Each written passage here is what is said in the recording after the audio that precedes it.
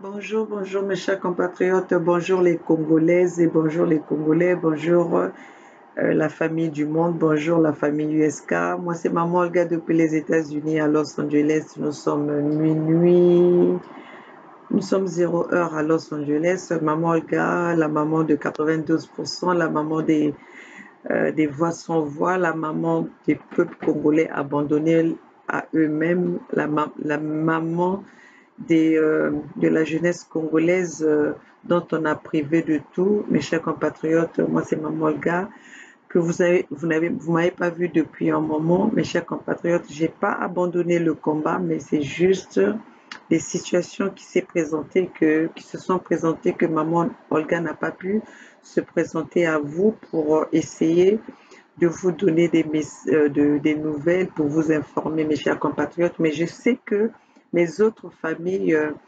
USK, les membres de la famille de USK étaient toujours là présents pour vous donner les nouvelles, pour vous motiver, vous informer, pour que ce combat-là ne soit pas le combat des uns et pas des autres, mes chers compatriotes. Et bien sûr, j'ai vu qu'il y a beaucoup de gens qui étaient là en train de poser la question. Elle est passée où, Maman Olga? Elle a abandonné le combat. Tu nous manques, Maman Olga. Oui, vous aussi, vous me manquez, mes chers compatriotes. Mais j'étais dans une situation où je ne pouvais pas m'exprimer, que je n'avais pas la force de m'exprimer devant vous. Mais Maman Olga ne peut jamais abandonner le combat parce qu'il s'agit de nos terres, il s'agit de notre patrimoine, il s'agit de notre nation, il s'agit de notre peuple, le peuple Congo. Mes chers compatriotes, ce soir, je vais vous passer une vidéo qui a interpellé mon attention, qui, euh, qui, a, qui a parlé qui a parlé de l'histoire, une jeune femme qui nous parle de l'histoire du Congo. Mes chers compatriotes, je ne pouvais pas rester sans pourtant, euh, sans pourtant partager ce message avec vous. Alors, mes chers compatriotes, je vais passer ce message pour que nous soyons tous, pour que vous compreniez pourquoi nous sommes en train de se battre pour nos terres, parce que nous sommes un peuple Congo, un peuple ancien, un peuple africain ancien qui a toujours existé, que le colon est venu euh, est venu chercher sur nos terres pour nous diviser, pour nous dispatcher, pour se servir de nous, pour essayer aujourd'hui de voir ce qui se passe chez nous, euh, de pouvoir récupérer nos terres, parce que mes chers compatriotes, si vous n'avez pas de terre, euh, vous ne pouvez rien faire parce que la terre, c'est tout. La terre, c'est ça qui nous donne l'identité. Quand vous n'avez pas votre terre, quand vous avez perdu vos terres, vous n'avez plus d'identité, mes chers compatriotes. Peu importe dans ces pays que nous sommes, nous pouvons rester autant d'années, mais ce n'est pas chez nous parce que ce n'est pas notre identité. Ils sont toujours en train de nous poser des questions. D'où vous venez, mes chers compatriotes? Alors, c'est pour ça que, mes chers compatriotes, nous, les mamans Olga, nous nous sommes dynamisés pour se battre pour notre pays. Nous nous sommes engagés pour se battre pour nos terres, mes chers compatriotes. Les terres ne se vendent pas, les terres ne se partagent pas, les terres ne se donnent pas.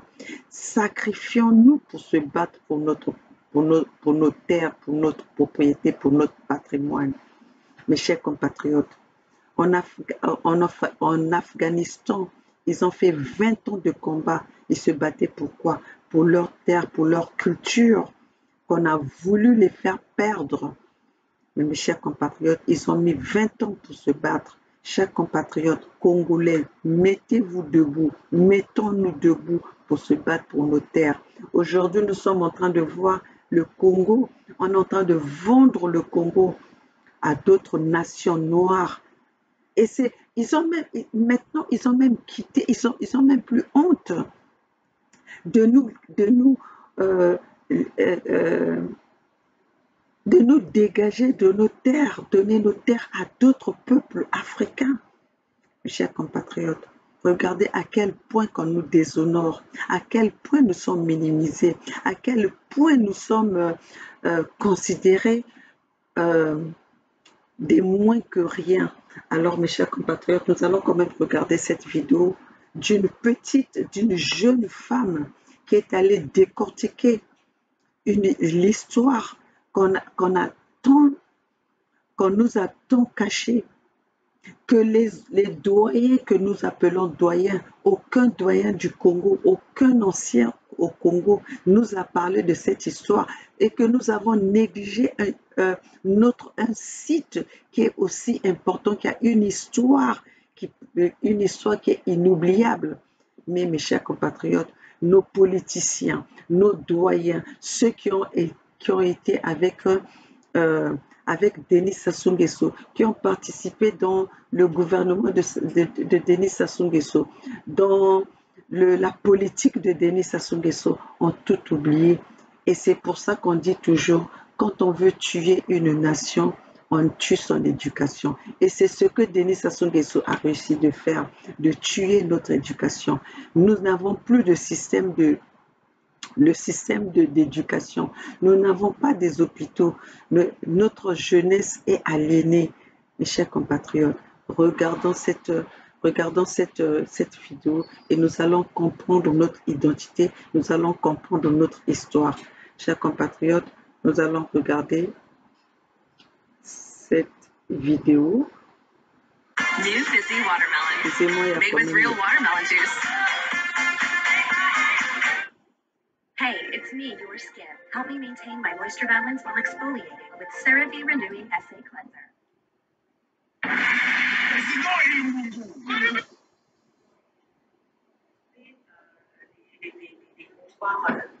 Regardons cette vidéo ensemble. Tandis qu'au bord de Luango, c'était vraiment avec des matières plutôt naturelles qui se sont effritées avec le temps. Pierre Savorgnan de Brazza, à la fin des années 1890, a voulu mettre en place, a créé tout simplement une sorte de grande stèle qui n'a pas tenu. Pour pouvoir montrer la domination française au Congo, mais aussi pour pouvoir garder une image en fait de une traçabilité, on va dire, de la route des esclaves qui s'est faite sur Luango. Donc voilà. Donc comme je vous expliquais, donc 45% des esclaves venaient des peuples Congo, c'est-à-dire des peuples qui parlaient les langues bantoues. Donc 45%, c'est à peu près, et là je grossis un peu, mais selon d'autres chiffres, on nous dit qu'on a à peu près 6 millions d'esclaves sur les 12 millions 5 qui étaient issus des peuples Congo. Ça s'est réparti de la sorte. 60% d'entre eux ont été déportés vers les Amériques, donc l'Amérique du Sud, voilà. On a 30% vers la Caraïbe, donc 60% vers les Amériques, ça représente à peu près 3,8 millions, donc ça reste énormissime, ça reste même supérieur aux autres ports d'embarquement d'esclaves. 30% vers la Caraïbe, tout à l'heure je vous donnerai un peu plus de détails sur les destinations des ports de débarquement, et 6% vers les États-Unis. Ce qu'il faut savoir, c'est que cherchait, vous connaissez un peu le commerce triangulaire, où l'Europe en fait envoyait des babioles, des armes et compagnie en Afrique, du rhum aussi, et en contrepartie, l'Afrique envoyait des esclaves, c'est pas l'Afrique, mais voilà, on prenait des esclaves et ensuite de l'Amérique, on envoyait du sucre, du café, etc. vers l'Europe. Et en fait, ça faisait un commerce triangulaire. Ce commerce triangulaire a créé, si vous voulez, aujourd'hui a encore des conséquences, puisque à l'époque, du coup, les rois du Congo préféraient consommer tout ce qui venait de l'Europe plutôt que de consommer ce qui était local, puisqu'on leur donnait l'impression que ce qui venait de l'extérieur était beaucoup mieux, c'est-à-dire de meilleure qualité que la production locale. C'est ce qui s'est passé avec le rhum Negrita, par exemple, qui est Negrita ou Négritin, je ne sais plus comment ils appellent ça, mais qui était préféré par les Congos plutôt que le rhum Simbé, je ne veux pas dire de bêtises, mais plutôt que le rhum qui était local.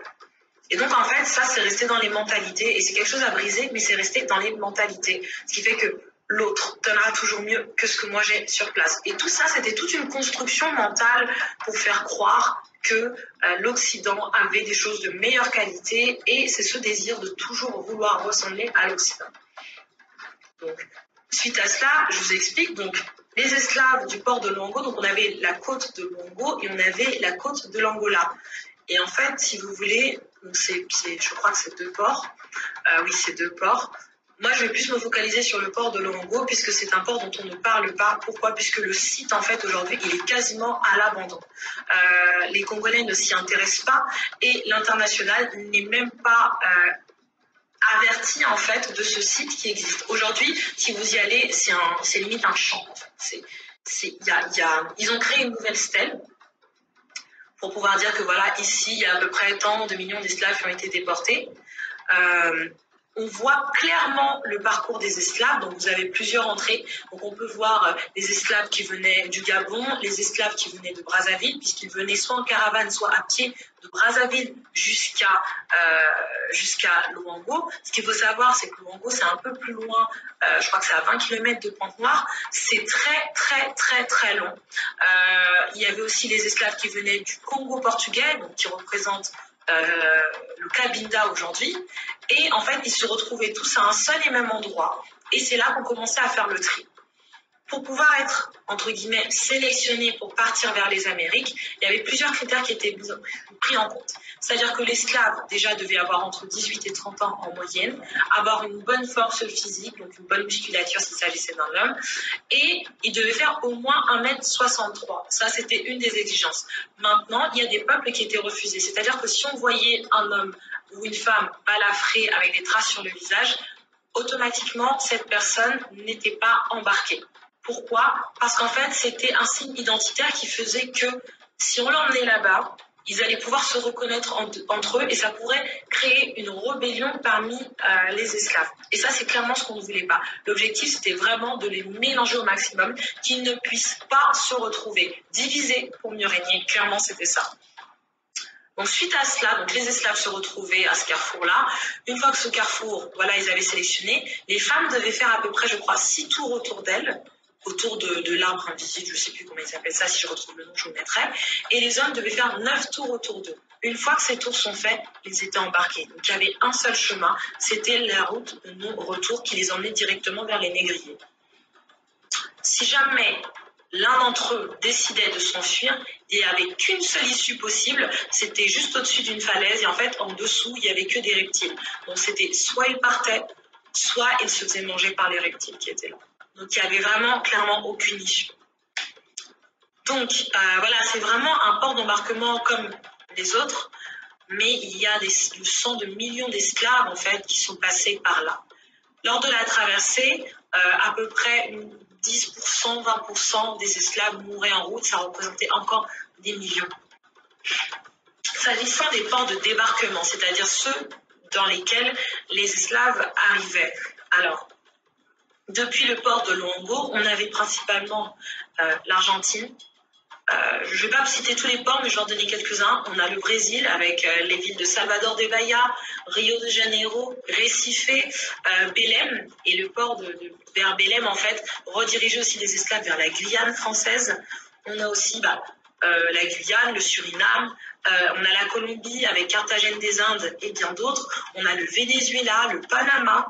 Mais on a aussi la Martinique, la Guadeloupe, la Jamaïque, Haïti, Cuba. Ça, c'est vraiment les ports principaux qu'on a retrouvés. Après, vous en avez d'autres. Et puis, vous savez, les esclaves, ils étaient vendus de là. Donc, ça peut aller très, très, très vite. Mais retenez vraiment bien ce chiffre que 45% des esclaves provenaient des peuples Congo avec un K. Et ça, j'aimerais vraiment que les gens comprennent, parce que ça commence à me fatiguer. Vous savez ce que recherchaient les maîtres esclaves? Vous comprenez? Des esclaves. Donc, 45% des esclaves que les Occidentaux, que le colon a été chercher en Afrique, viennent des peuples Congo avec un grand K. Alors, vous avez compris pourquoi nous, en tant qu'originaires de ce peuple Congo avec un grand K, qu'on veut faire disparaître, et que nous sommes là en voie, notre peuple en voie de disparition, que noir et blanc, c'est bien écrit avec le plan Mouebara que le colon utilise, le fils Moshi du Congo-Brazzaville, qui vient d'ailleurs pour venir exterminer le peuple Congo sur sa terre, sur son sol, sur sa nation. Comme quoi? Parce qu'ils savent la valeur de cette histoire de l'histoire du peuple Congo avec un grand K, mes chers compatriotes. Vous comprenez pourquoi que nous autres là, les mamans Olga, les Bernard Pungui, les Gervais Birondi, les Edim Kayi, les présidents Nito, les Alec Kipo, tous ces gens qui se sont engagés pour se battre avec aussi peu de moyens que nous avons, mais nous avons que nos voix, nous avons que notre temps et nous avons nos réseaux sociaux que nous offrons à ce peuple, à ce peuple Congo, de vous informer, vous parler de l'histoire du Congo avec un grand K. L'histoire que vous ignorez, ce peuple Congo, la valeur que nous sommes en train de banaliser, l'histoire de Noir, l'histoire, la grande histoire du peuple noir de l'Afrique centrale vient quand même du peuple Congo avec un grand K, qu'aujourd'hui on veut minimiser, qu'aujourd'hui on veut faire disparaître. Non, mes chers compatriotes, peu importe dans quelle situation Maman Olga va se trouver, peu importe dans la faiblesse que je peux me trouver, Maman Olga va se battre jusqu'au bout. Mes chers compatriotes, si ce n'était pas pour ce combat, aujourd'hui, je n'allais pas être avec vous parce que je ne suis pas dans ma bonne forme. Je ne suis pas dans mes bons moments pour que je puisse parler à ce peuple-là. Mais c'est vous, grâce à vous ou à cause de vous, que vous m'avez montré votre amour, votre attention. Parce que malgré que je n'étais pas dans les réseaux sociaux ces derniers temps, il y en a beaucoup qui ont demandé après Maman Olga. Il y en a beaucoup qui m'ont envoyé des messages. Et je ne manquerai pas de parler de mon frère Bernard Pungui qui n'a pas cessé de chercher à comment j'allais, qui n'a pas cessé de m'envoyer des messages à demander comment est-ce que j'allais, pourquoi est-ce que j'étais absente. Mes chers compatriotes, j'avais une situation qui ne me permettait pas de me présenter devant vous pour parler, qui ne me donnait pas la force d'être devant vous. Mais mes chers compatriotes, comme je vous le dis, peu importe la situation dans laquelle je vais me trouver, Maman Olga s'est engagée pour se battre pour ce Congo avec un grand K, le Congo avec ce peuple Congo qu'on veut faire disparaître. Mais nous allons nous battre jusqu'au bout. Avec aussi peu de moyens que nous avons, nous allons nous battre jusqu'au bout. Nous allons nous battre comme en Afghanistan. Ils ont fait 20 ans de combat avec tout le matériel des Occidentaux, avec tout le système occidental qu'on leur avait imposé, mais ils se sont battus avec les moyens qu'ils avaient pour aujourd'hui conquérir leur nation, pour aujourd'hui conquérir leur sol, leur droit de sol. Alors, mes chers compatriotes, nous aussi au Congo, mes chers compatriotes, battons-nous. Nous n'allons pas laisser nos terres partir. Nous n'allons pas laisser nos terres se vendre. Alors, mes chers compatriotes, c'est pour ça que Maman Olga, aujourd'hui, elle prend encore cette force-là, malgré dans la situation que je me trouve. Mais je me dis, il faut que je puisse communiquer avec vous, il faut que je puisse informer, que je vous fasse signe de vie, que je suis là, je suis toujours dans le combat, je suis toujours dans ma famille USK, parce que nous sommes en train de se battre pour nos peuples, nous sommes en train de nous battre pour nos terres. Regardez qu'aujourd'hui, on nous impose même les Rwandais, on nous impose les étrangers, on vend nos terres devant nos yeux, alors que nous sommes capables de faire l'agriculture dans le temps de Youlou, dans le temps de Massamba Deba, dans le temps de Marien Ngouabi. Comment est-ce que le Congo a vécu? Comment est-ce que le Congolais vivait avec quelle agriculture? C'était l'agriculture venant de la force, de l'intelligence des mains des peuples Congo. Alors pourquoi aujourd'hui nous sommes minimisés? Parce que ces gens-là veulent faire, dans leur plan, c'était de faire disparaître, c'est de faire disparaître ce peuple Congo pour que pour qu'ils puissent récupérer nos terres, pour que nous soyons les étrangers, pour que nous soyons encore des esclaves. Le colon utilise le peuple africain, nos propres parents, pour nous martyriser, nos propres parents pour nous rendre dans l'état de l'esclavagisme. Mes chers compatriotes, vous croyez que nous sommes libres? Nous ne sommes pas libres. Parce que le colon, vous savez que le colon veut la force, il utilise la force. Ils essayent, mais quand ils voient que le peuple résiste, ils vont reculer. Comme le cas qui se trouve, que nous venons que nous sommes en train de voir en ce moment à Kagoul. Mes chers compatriotes, je ne vais pas parler du Congo sans pourtant parler de M. Boukadia, parce que M. Boukadia, jusque-là, nous avons du respect pour vous, mais nous avons l'impression que M. Boukadia, vous oubliez que vous faites partie des gens qui ont fait qu'aujourd'hui, le peuple Congo, avec un grand cas, souffre. Parce que vous avez laissé le terrain à un fils Moshi venant de quelque part, un fils Moshi sans identité, venir s'accaparer, venir s'asseoir, venir nous imposer la médiocrité dans nos régions, dans notre terre, dans notre nation. Chers compatriotes, je veux vous passer une vidéo de M. Boukadia. Je veux vous passer une vidéo de Boukadia. C'est vraiment triste de voir encore un doyen comme ça, un doyen par respect. Je vais encore vous parler que je vous appelle encore doyen par respect. Mais sinon, vous ne méritez pas le respect du peuple Congo. Parce que vous faites partie des gens qui ont vendu, qui ont abandonné, qui ont donné du pouvoir à Denis Sassou Nguesso de maltraiter. Parce que vous avez été là au début de cette manigance. Mais vous avez pensé à vous avez pensé à vous enrichir avec ces peuples mochis, vous avez pensé à vous unir pour faire du mal au peuple Congo, M. Boukadia. Parce que vous n'êtes pas un nouveau, vous êtes un doyen. Les doyens sont des responsables du résultat que nous avons aujourd'hui, des malheurs que nous avons aujourd'hui au sud. Et malgré ça, M. Boukadia, il continue à venir nous divertir. M. Boukadia n'a même pas honte aujourd'hui. On tue un fils Congo, encore un fils Congo, devant ses yeux. Et il continue à nous parler du Congo uni et indivisible.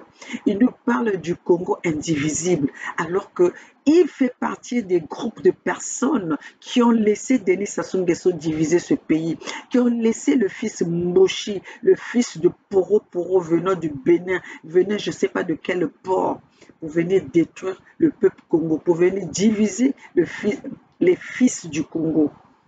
Et M. Boukadia continue à tendre la main.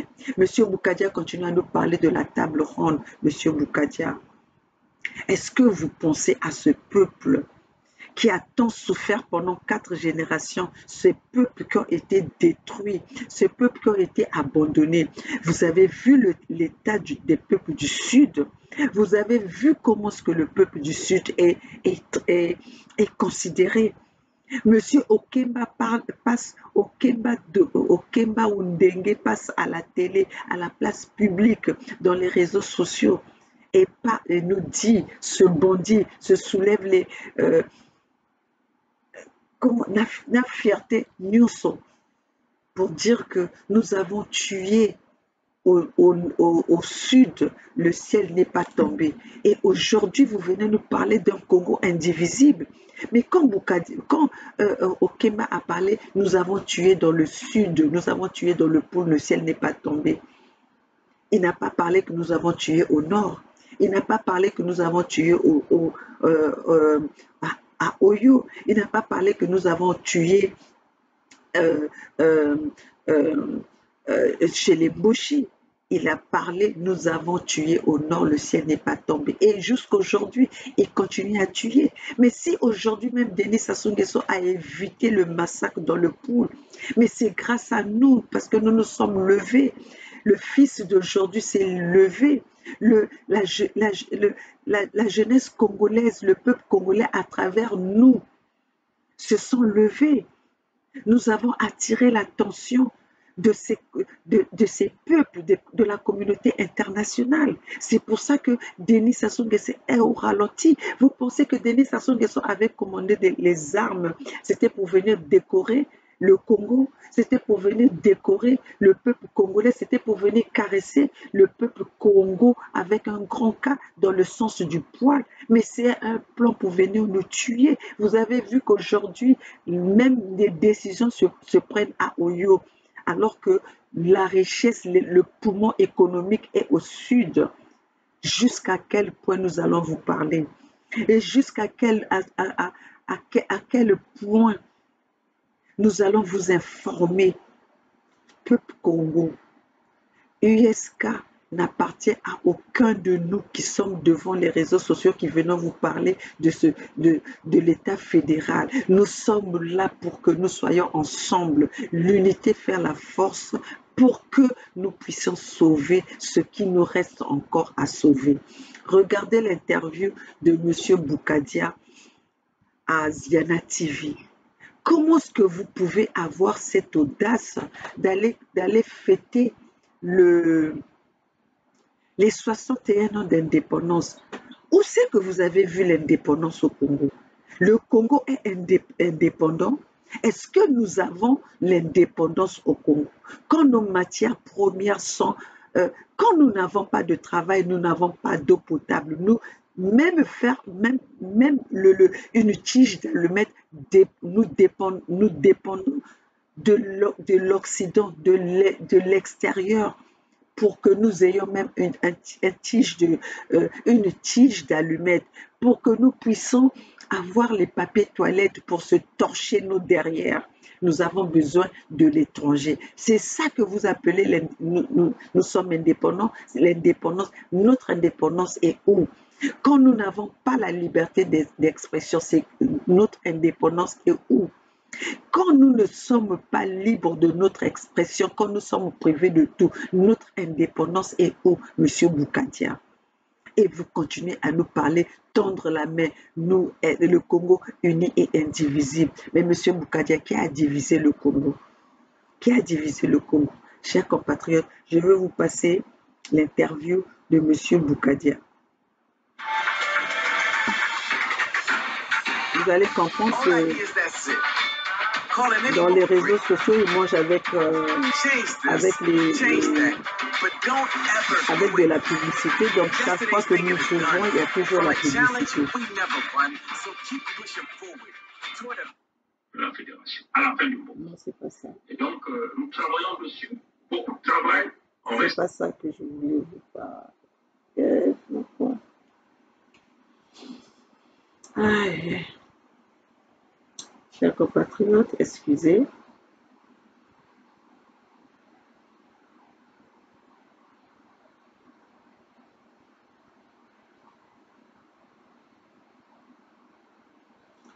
Chers compatriotes, excusez-moi, je vais aller chercher le message.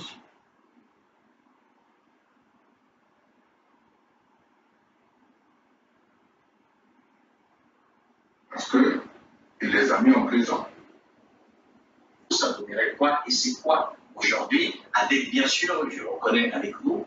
Ça, c'est l'interview de M. Boukadia à Ziana TV. Vous comprenez, je suis vraiment triste pour lui. Triste pour lui parce que 40 ans, c'est toute une génération. Il aurait pu changer la face du Congo. En 40 ans, il aurait pu participer à l'électrification de tout le Congo. 40 ans, il aurait pu construire des infrastructures pour permettre aux Congolais de se déplacer librement. Et quand j'entends qu'il a dit qu'il est passé de quelques kilomètres à plusieurs milliers de kilomètres, il faut le laisser rêver. C'est dans sa tête. Mais les Congolais qui empruntent ces routes-là ne voient pas ces kilomètres-là. C'est tout à fait normal qu'ils puissent penser qu'il a fait des routes. Mais moi, personnellement, je ne les vois pas. Quoi qu'il en soit aujourd'hui, c'est le Congo de demain que nous devons mettre en place. C'est celui-là qui m'intéresse. C'est pas... vous savez, les dictateurs ont une façon de présenter leur projet. Tout dictateur, vous ne verrez jamais un dictateur qui dit « Ah non, moi je n'ai jamais fait ça ». Il est obligé, toute dictature est obligée de penser, de dire qu'il a fait quelque chose de bien dans son pays. Même quand il tue des populations entières, quand il prive des populations entières des soins médicaux, de manque d'électricité, de manque d'eau, tout simplement de manque de création d'entreprises, il dit qu'il fait bien. Donc, je lui dis, il faut lui faire plaisir. Quand il dit, ah oui, je suis passé, ça lui fait plaisir. Il faut quand même qu'il ait du plaisir. C'est son plaisir à lui. Mais les Congolais pensent qu'il n'a rien fait. Et en fait, les 40 ans qu'il a passé au pouvoir au Congo, c'est un gâchis pour lui. C'est une perte de temps. Et c'est ça ce qui est... Et pourtant, si vous permettez, Modeste Mukadia, certains Congolais n'imaginent pas, je dirais, le Congo demain sans Denis Sassou Nguesso. Ceux qui sont avec lui aujourd'hui imaginent très bien que ce pays ne pourrait se passer, M. Toro. Vous savez, il y avait des gens qui disaient que... des Allemands nazis qui disaient qu'ils ne pouvaient pas vivre sans Hitler. Que voulez-vous que je vous dise? Il y a des gens qui sont comme ça. Moi, je pense que aujourd'hui, ce qui m'attriste, c'est le silence des hommes politiques au Congo. Parce qu'il les a mis en prison. Même s'ils sont dehors, mais ils sont en prison. Et c'est ce silence d'hommes politiques qui permet justement à des individus tels que vous les citez de penser que le Congo ne peut pas exister sans Denis Sassou Nguesso. Denis Sassou Nguesso est du passé. Et je crois qu'il est temps aujourd'hui que le Congolais se préoccupe de l'avenir. Et pour quelqu'un qui a passé 40 ans au pouvoir après ce qu'on appelait l'espérance, la nouvelle espérance, l'émergence, la nouvelle émergence, le Congo émergent, et aujourd'hui, allons seulement, c'est à se poser des questions.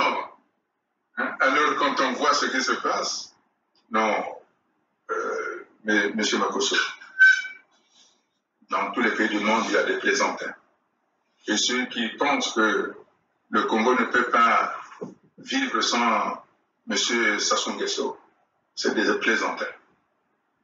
Et c'est des dangereux.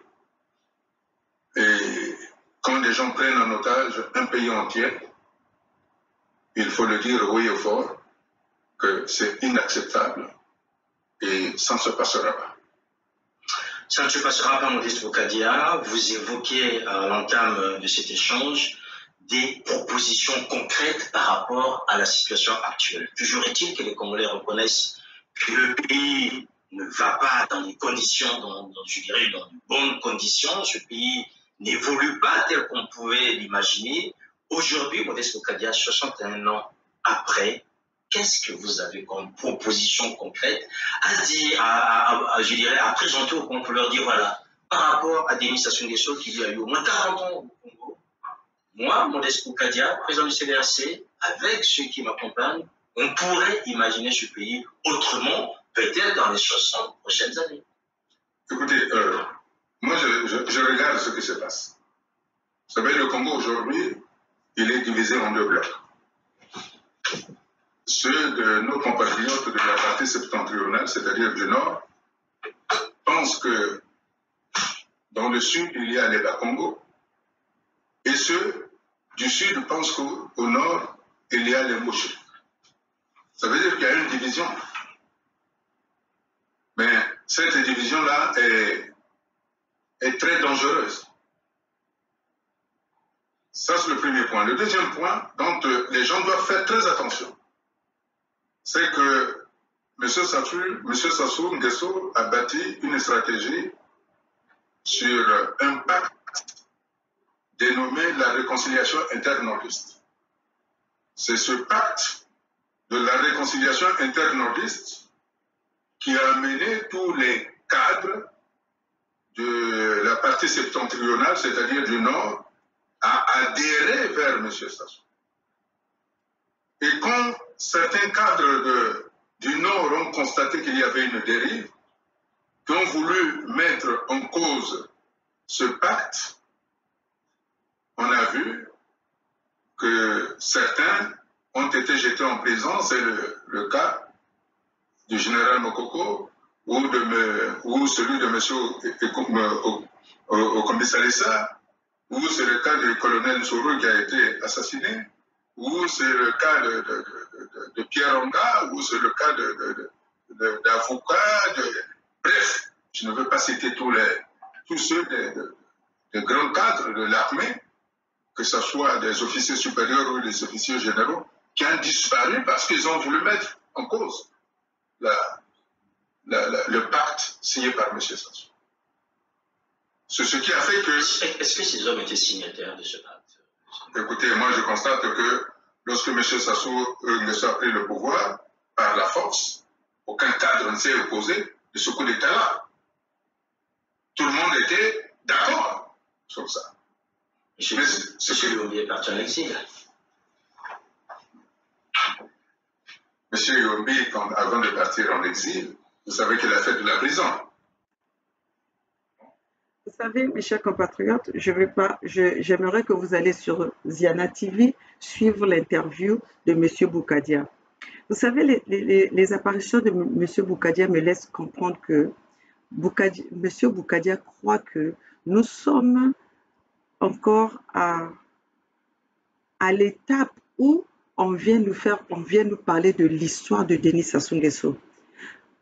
On vient nous parler des dégâts que Denis Sassou Nguesso, le fils de Poro, le fils Mboshi de Mouébara, a commis. Monsieur Boukadia, quand il parle il fait ses mini-apparitions. Monsieur Boukadia serait quelqu'un qui devait prendre des responsabilités et communiquer, donner le vrai message au peuple congo. Monsieur Boukadia, aujourd'hui, c'était quelqu'un qui ne devait même pas hésiter de pouvoir nous épauler, nous qui avons pris notre courage de réunir, de parler de l'histoire, de parler des conséquences et qu'est-ce qu'il nous reste à faire, qu'est-ce que nous devons faire pour protéger nos pierres, nos terres, nos sols, notre patrimoine, nos régions, nos peuples. Mais quand nous voyons les apparitions de M. Boukadia, c'est pour nous parler des choses que le peuple congolais connaît déjà. Alors que nous sommes à la période où M. Boukadia devait faire soulever le peuple. M. Boukadia devait parler au peuple honnêtement. M. Boukadia devait, pas informer, mais M. Boukadia devait inciter le peuple congo à se lever.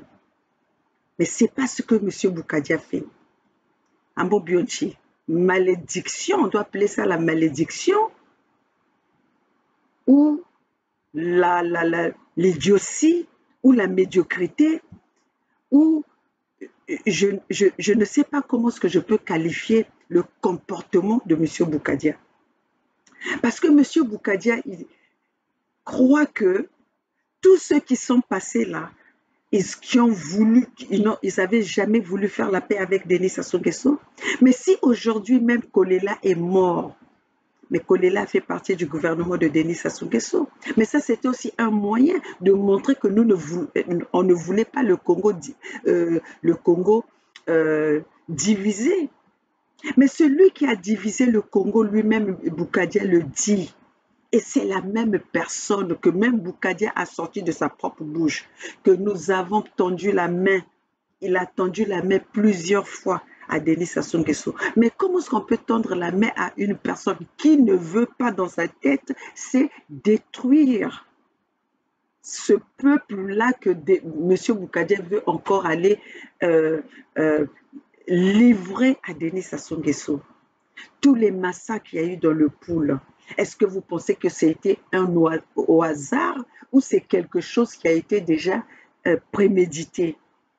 Ça, il y a l'opération Mouébara, il y a le plan Mouébara qui a existé depuis 1997. Je demanderai à M. Boukadia, étiez-vous au courant de ce plan ou vous n'étiez pas au courant?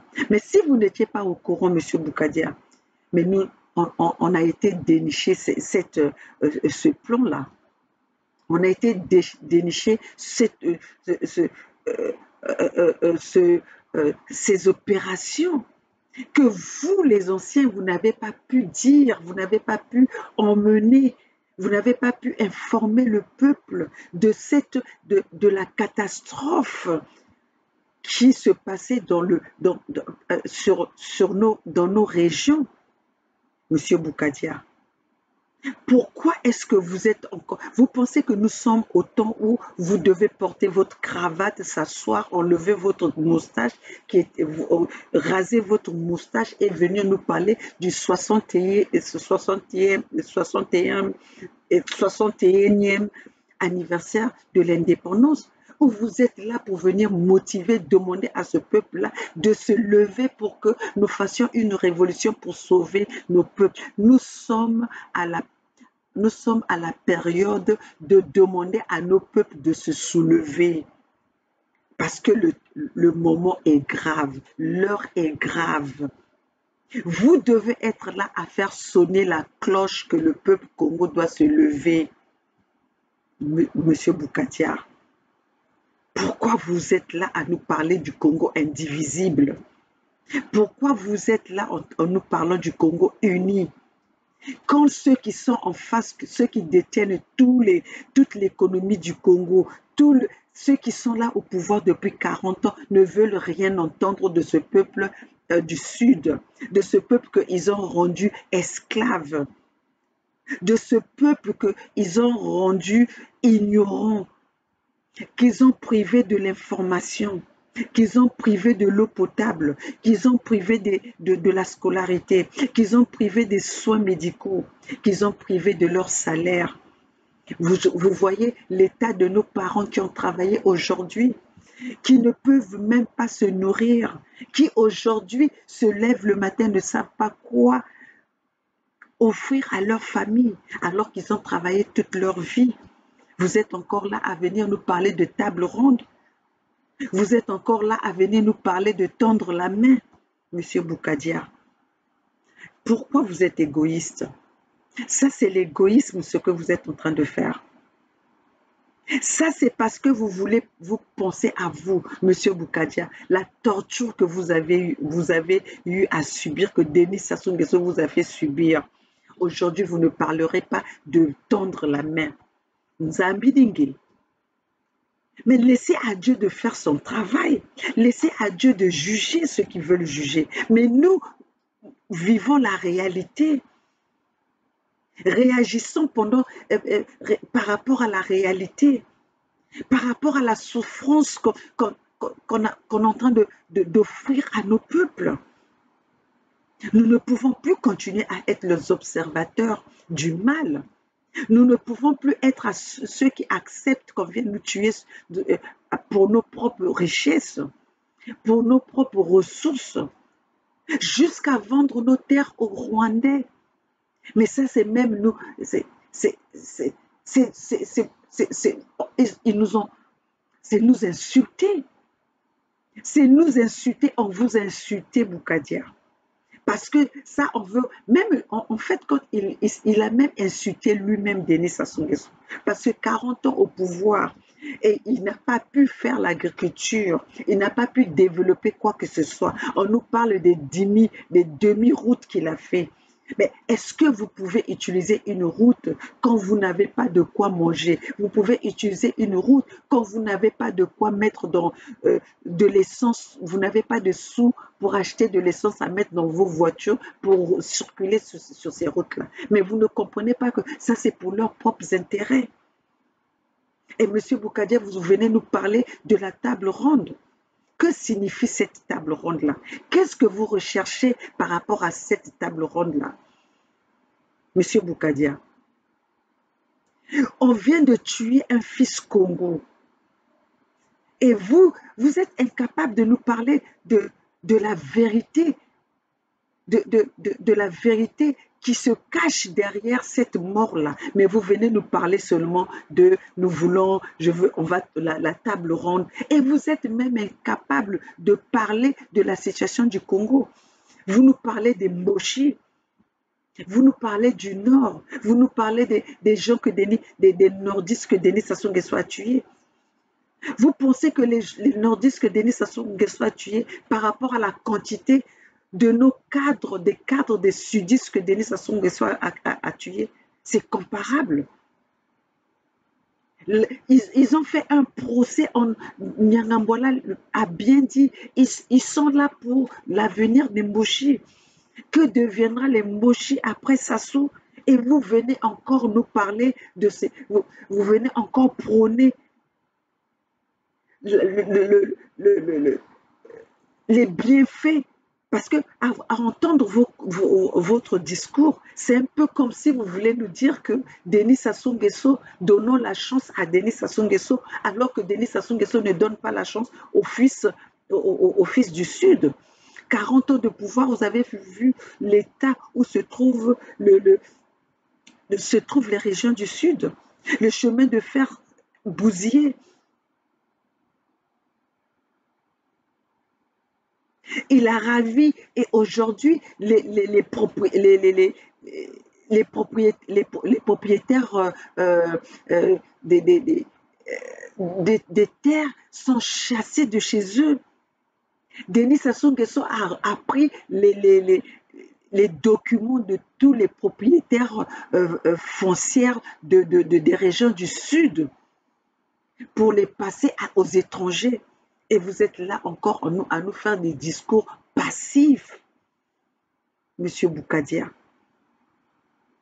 Monsieur Boukadia. La torture qu'on vous avait fait subir. Et vous êtes encore... Vous n'avez même pas pu porter plainte, monsieur Boukadia. Vous parlez des pactes des autres, à vous entendre parler, mais vous faites partie de ces pactes-là. Parce que c'est pour ça que vous ne voulez pas dénoncer. C'est pour ça que vous ne voulez pas prendre des décisions fermes envers Denis Sassou Nguesso.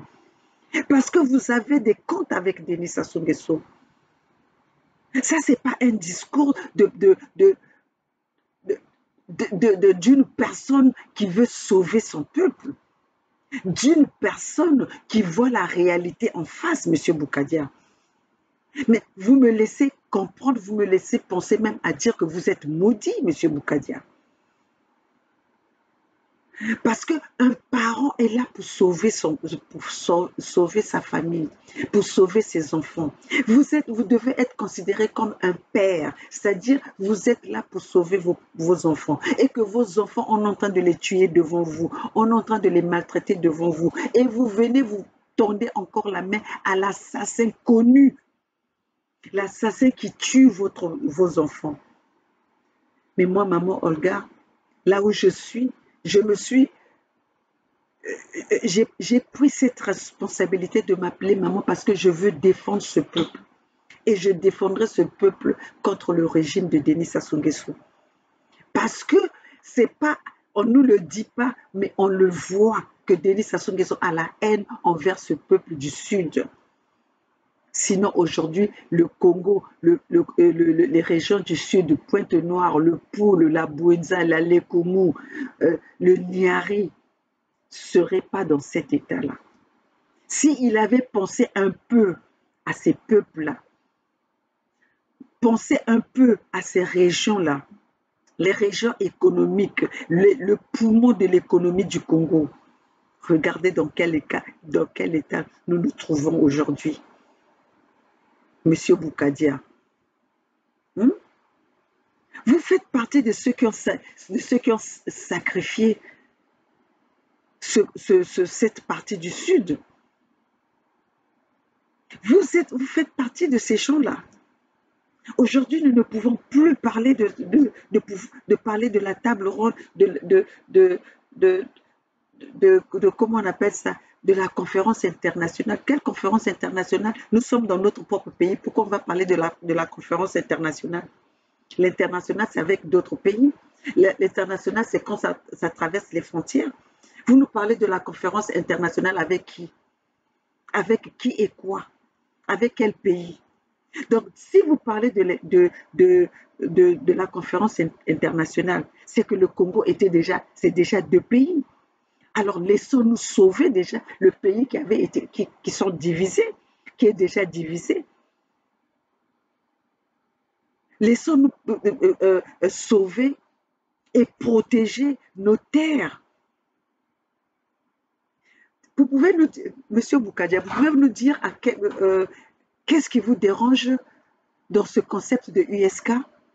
Je vous pose la question, Monsieur Boukadia. Qu'est-ce qui vous dérange dans le concept de USK? Puisque USK est là pour sauver, c'est une action humanitaire. Pourquoi cette action humanitaire vous dérange tant? Pourquoi cette action humanitaire, vous n'en parlez pas? Alors que quand on a tué, on a assassiné Kolela, Guy Parfait Kolela, ça ne vous a pas empêché d'aller joindre les pastèques du Nord pour faire les marches. Vous avez même laissé ceux qui ont tué, qui ont été dans le régime à tuer le peuple Congo, vous tendre le micro. Et avec ça, vous allez venir nous dire que c'est vous qui allez sauver le Congo. C'est vous qui allez sauver le fils le fils Congo avec un gros cas. Quand vous êtes incapable de vous lever comme un homme brave, un homme courageux, Monsieur Boukadia, vous êtes un lâche. Vos actions, c'est des actions des lâches. Parce qu'une personne à qui on a tué ses enfants ne peut pas acter comme vous êtes en train d'agir, ne peut pas agir comme vous êtes en train d'agir. Vous êtes trop passif. Vous êtes trop passif, Monsieur Boukadia. On tue vos enfants, vous venez vous demander à l'ennemi qui tue vos enfants en discutant. Je vous ai déjà donné plusieurs chances, 5 chances. Maintenant, je vais vous donner 6e chance. Pendant ce temps, la même personne est en train à son plan d'éliminer encore votre famille et vous voulez le faire rentrer dans votre famille, dans votre maison. Oui, c'est ce que vous êtes en train de faire. C'est ce que vous êtes en train de faire. Vous êtes en train de faire rentrer, pendant que nous sommes en train de faire des barrages, vous êtes en train d'ouvrir les portes pour faire rentrer l'ennemi dans la maison que nous voulons protéger. Non, Monsieur Boukadia, réfléchissez. Réfléchissez, Monsieur Boukadia.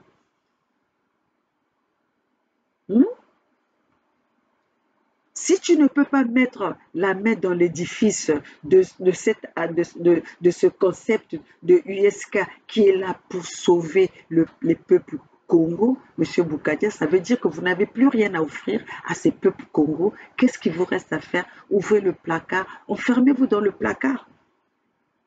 Parce que vous n'avez rien à offrir à ce peuple Congo.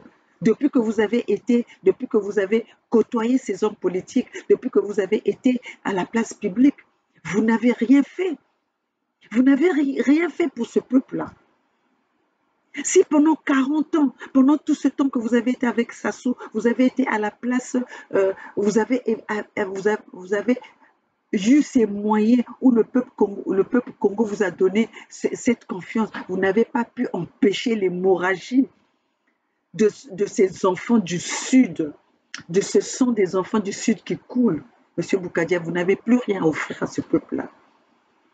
Le mieux, c'est de nous encourager que de pouvoir être notre adversaire.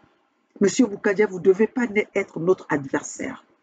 En ce moment où nous parlons, vous ne devez pas être notre adversaire. Notre adversaire des enfants du Sud, c'est Denis Sassou Nguesso, le fils de Poro Poro, le médiocre, l'imbécile, l'idiot, l'incompétent.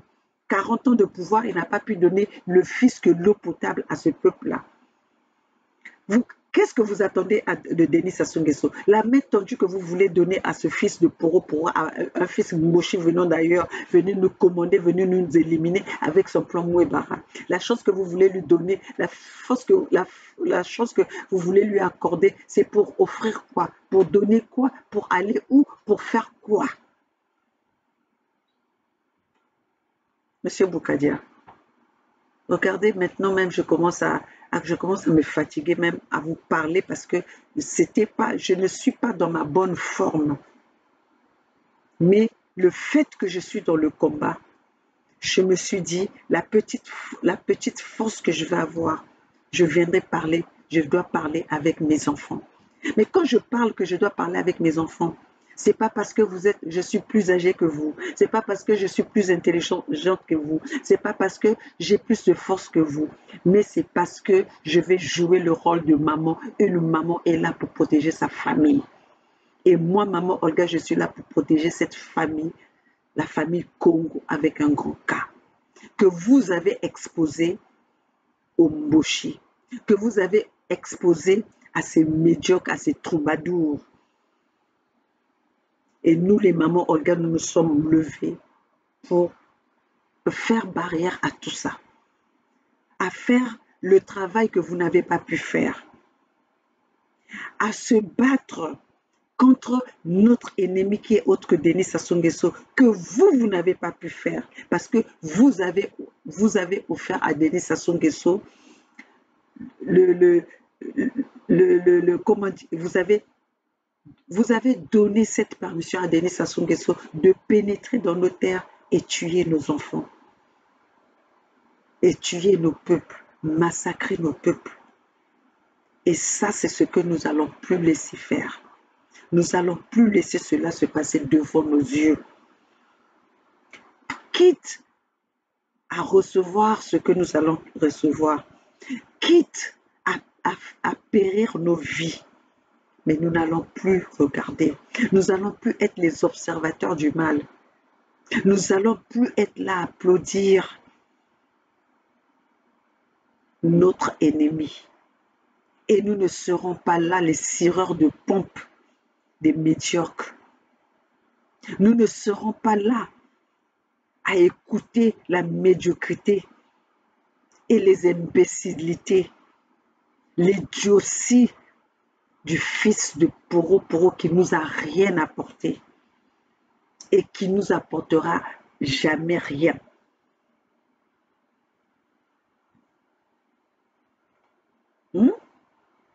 Monsieur Boukadia, vous avez oublié la valeur de ces fils Congo. Parce que si vous n'avez pas oublié la valeur de ces fils Congo, vous ne pouvez pas en ce moment, en ce net moment où nous parlons, de nous parler encore, de pouvoir s'asseoir, dialoguer avec le Mboshi. Non, parce que ça, ce n'est pas leur plan. Ils ne sont pas dans votre plan de vouloir dialoguer. Ils ne sont pas dans votre plan de vouloir s'unir. Vous tendez la main à l'ennemi qui ne veut pas de votre main. Parce que la preuve, vous l'avez dit vous-même, M. Boukadia, que vous avez donné tant de chance à ce fils Mboshi. Et en donnant la chance à ce fils Mboshi, vous avez ouvert les portes pour que ce fils Mboshi pénètre dans notre maison, dans nos sols, pour nous assassiner chez nous. Parce que nous, on n'est pas, le fils Congo n'est pas allé au nord, n'est pas allé à Oyo. pour aller tuer le fils Mboshi. Mais c'est le fils Mboshi qui vient dans nos terres, qui vient chez nous pour nous tuer, jusqu'à maintenant même vendre nos terres, à ravir nos titres fonciers. Et là, vous nous parlez encore de pouvoir tendre la main, dialoguer. Monsieur Boukadia, vous savez quoi? Vous allez prendre votre famille à vous, vous allez à Oyo dialoguer et vous resterez là-bas avec ce dialogue-là. Le résultat que vous allez avoir, vous restez avec là-bas. Mais nous, au Sud, nous ne voulons pas de votre dialogue. Et pour tous ceux qui pensent qu'ils ne veulent pas protéger nos terres, ils ne veulent pas joindre USK, parce qu'ils ont des intérêts avec le fils Mboshi. Mais nous, dans USK, nous allons continuer cette lutte. Nous allons continuer cette lutte, quitte à rester des années que nous allons rester. Mais nous allons nous imposer pour protéger le peu de peuple qui nous reste, pour arrêter leur plan Mouébara d'exterminer nos peuples Congo. Donc, mes chers compatriotes, ce soir, voilà ce que j'avais à vous dire. Vous allez m'excuser. Je vous ai pas, j'ai pas abandonné le combat, j'ai pas abandonné la lutte, mais je suis pas dans ma bonne forme pour venir vous parler. Mais toutefois que j'aurai un petit moment pour vous parler, je vais apparaître. Merci à tous les gens qui me supportent, qui nous supportent, qui sont là dans l'ombre, qui nous encouragent. Et j'ai vu les messages, mes chers compatriotes, les gens qui se sont inquiétés de mon absence dans les réseaux sociaux. Mes chers compatriotes, je suis là, je suis toujours dans le combat. Moi, maman Olga, je ne vous abandonnerai jamais. Moi, maman Olga, je n'abandonnerai jamais mon peuple Congo avec un grand K. Et je serai toujours dans ce combat jusqu'à ce que nous allons libérer nous allons libérer nos terres, comme aujourd'hui l'État liban a libéré ces terres de Kagou. Ça leur a pris 20 ans, mais aujourd'hui, ils sont à la victoire et ils ont chassé ces colons. Parce qu'un peuple, ça s'éduque. Un peuple, on ne vient pas imposer une culture à un peuple et vouloir les faire, vouloir les faire quitter leur culture. Vouloir les faire oublier leur culture, vouloir les faire abandonner leur culture. Non, mes chers compatriotes, ça c'est le plan des colons. Et aujourd'hui, ils utilisent des petits groupes pour venir exterminer nos terres, pour venir exterminer nos peuples, nous ravir nos sols, nos droits de sol. Regardez aujourd'hui, les contrats du pétrole du sud de Kwilu, ça va se signer à Oyo. Mes chers compatriotes, cela ne vous interpelle pas? Cela ne vous dit absolument rien? Mais nous nous battons pour que les richesses de Kwilu restent au Kwilu, les richesses du fils du Sud restent au Sud et que ça puisse avantager les fils du Sud, que ça puisse avantager nos peuples, que ça puisse construire nos régions, notre pays qui est autre que le pays du Sud Congo. Mes chers compatriotes, voilà ce que j'avais à dire. Monsieur Boukadia veut encore nous emmener dans les divertissements.